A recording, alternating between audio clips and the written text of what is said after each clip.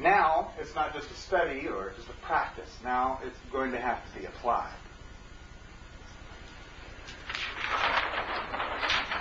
We're all creators, but the thing that we want to create most is peace of mind, isn't it? I mean, I think that's the most useful thing to have, is peace of mind. A stable base that you can then operate from. A calm, knowing, thing.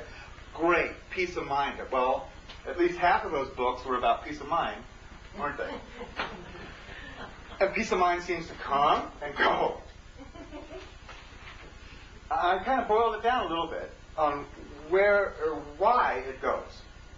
Because I thought that was really important to know. And what it came to was, anytime something happened in my life that I didn't intend, my peace of mind could leave. Whether it was something exciting and surprising, or something deeply depressing, or infuriating. It was those times that I was knocked off and my mind took over. There went the intuition, there went the peace of mind, because something happened that I didn't intend. Like, losing somebody's phone number, or my wallet. I didn't intend that. Right? So, how do you build peace of mind, and how do you get it back? Every time. Well, here, let's look. Peace of mind only happens when you're centered. Yes or no? When you are centered, we're going to put centeredness here. Centeredness is the criteria. You got to be centered to have peace of mind. Good advice, but how do you get centered? Where does that come from? Centeredness comes from certainty. When you're certain about stuff, then you're centered. Has anybody taken dance lessons? Two-step or tango or any of that, cha-cha, any of that? Okay. When you first started taking those lessons, did you have peace of mind? Hell. No. Were you centered? No. Not unless it was my right foot over my left. Centeredness. Certainty? Well, no, there wasn't any. Not until you had recognized the patterns associated with the dance did you get certainty. And then some centeredness, balance, and peace of mind out on the dance floor. Same thing happened when you were learning how to tie your shoes. Same thing happened when you were first learning how to drive, or operate a computer, or do math. Every single thing you've ever done has gone through this. When you recognize the patterns, then you became certain, then you were centered, then you could have peace of mind about that.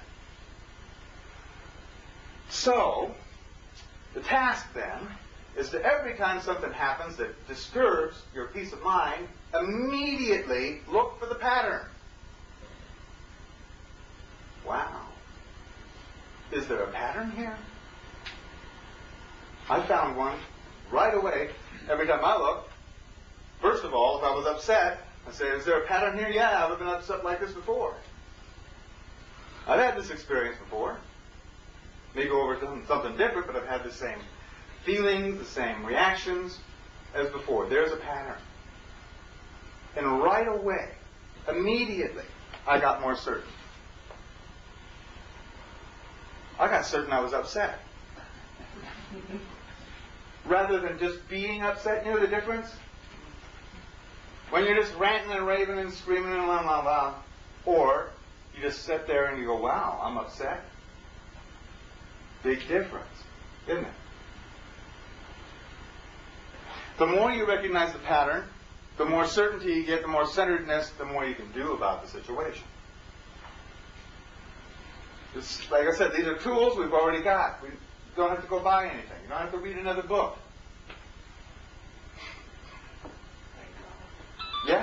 We don't have the time to read the books. We got phones to answer. Does that make sense to you guys? Yeah. Okay. Now, what's going on in our civilization is that once you recognize a pattern, that's all great.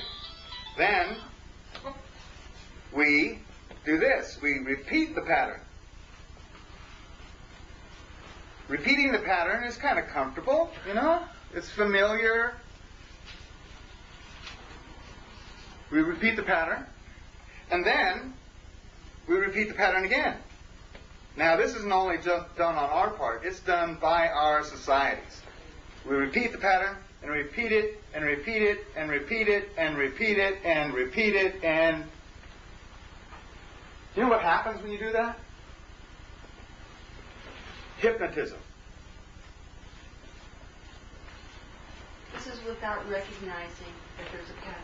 This is, yeah, like for instance, when you go drive, I've been driving around Canada and U.S. too, and I've noticed that I could drive into any city and pretty much know within 10, 15 minutes where stuff was, because they're all set up the same. There's zoning laws, you know. Well, all the industry is going to be over here on this side, out of town. All the major shopping is going to be right over in here somewhere. And then when you get to the shopping center, it's the McDonald's and a Wendy's and a Burger King next to a Home Depot, which is next to a Radio Shack, and it's boom, boom, boom, like a pattern, like a formula. You understand how many formulas and patterns we have that we're living in? It's pattern, pattern, pattern, pattern, repeated, repeated, repeated. From when you first started going to school, even before that, with television. Repeated, repeated, repeated, repeated. More and more and more, which lays in hypnotism. Now, how do you break out of that? How do you break out of a hypnotic state? You do something different. That's how you do it. You make a novel thought or action is how you do it. And you wake right up out of this. Like on vacations. How many people are taking vacation? Pretty much everybody. Okay. Did you feel different? Did you feel more alive? You know, like food tasted better? You know? Why was that? Because you were spending more money? No. It's because you were doing something different. Now, the camera's on me, not on anybody else. How many people in this room have driven to their place of work or home, and then as you're sitting there, you realize you don't remember driving home or to work?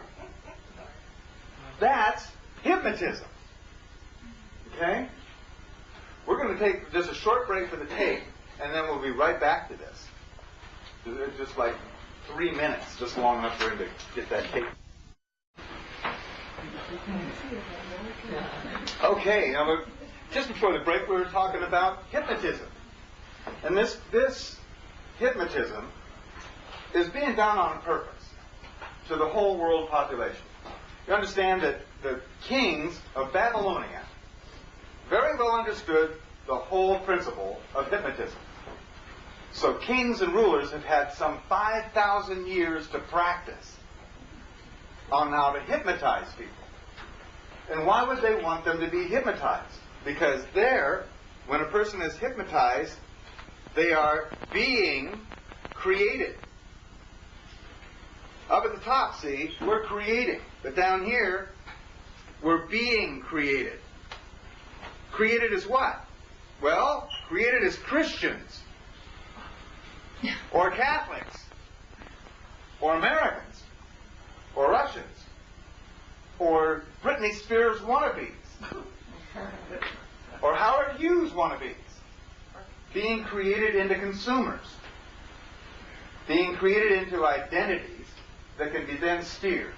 And that's basically what's going on in our civilization. You know, I was up in Canada, and I asked people about vacations. In Canada, people take at least 3 weeks a year